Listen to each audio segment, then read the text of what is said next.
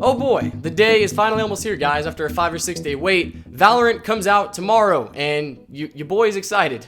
Riot actually revealed the new agent as well. Her name is Reyna, which is going to be the main point of discussion for this video, and we got to look at the new map, Ascent, which we will take a look at in a bit. But first, let me show you guys the trailer that they released. Are those our enemies? This won't take long. Give me your heart. They will cower. More. See nothing. All dead, and I'm still hungry.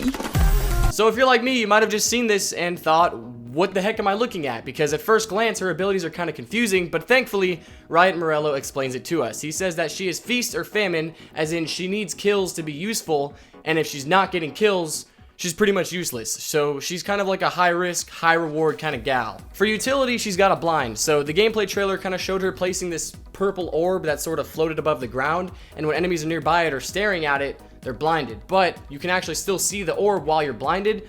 So if you shoot the orb, it'll end the blind, and you can actually shoot the orb also before it actually gets to its location to stop the blind before it even happens. And this is actually her only standard ability, you know, other than her ultimate, that does not require kills before it, because the other ones are a little more complicated. And then her gimmick comes into play. So whenever you kill an enemy, they'll drop what's called a soul orb, which will disappear after a few seconds, but you use those soul orbs to cast your other two non-ultimate abilities. So if you're ever looking at the trailer and you looked at the bottom of the screen and saw that her ability charges kind of looked like they were put together, it's because they actually share charges. But let's talk about what each ability does. Her Q is a self-heal, so after you collect the soul orbs and then you consume a soul orb and use the ability, it heals her and then over-heals her past 100 health up to 50 armor. So the video showed her using that just a little bit. And then her E is the one that shares charges with her Q, or the self-heal that we just talked about.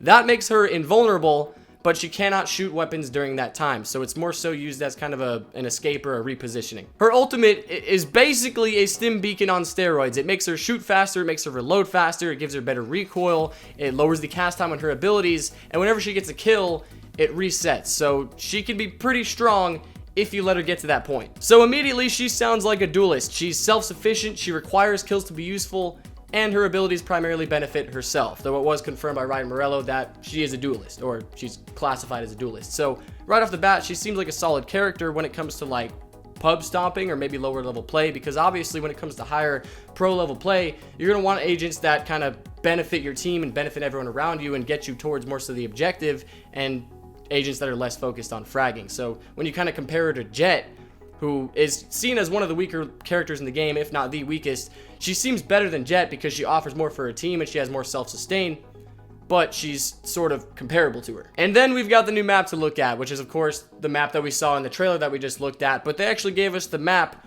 of the map, which you can see here. And of course you can pause if you want to look at it more closely, but from what we could tell, it looks like the trailer took place right here next to B main in what they call Switch. Obviously, we haven't seen the whole map in play yet, but one thing that sticks out to me is the amount of tight angles and corners and small rooms, because we've seen plenty of complaints about the previous maps for similar reasons, so I just hope that this one doesn't entirely follow in suit. But I've seen people saying that Reyna either looks overpowered or underwhelming just because she relies on frags to actually be useful, but obviously that's something that we'll find out once the game is actually released. But what are you guys' thoughts on her kit, and how do you think she'll be received? Do you think that should be played in pro play, or you know, high level play at least, or do you think she's going to be probably for those lower level players? And what do you guys think about this new map? Because obviously, you know, we haven't seen it all yet. We don't know exactly what to expect, but like I pointed out, you know, there were certain things about it that looked like I might have an issue with it, but of course, I'm wondering what your guys' thoughts on this and what issues you might have. So let me know, because I'm going to go start my day-long preparation for Valorant tomorrow by doing some glorious stretches somewhere off camera. Anyway, I hope you guys enjoyed. I'll see you all soon. Bye-bye.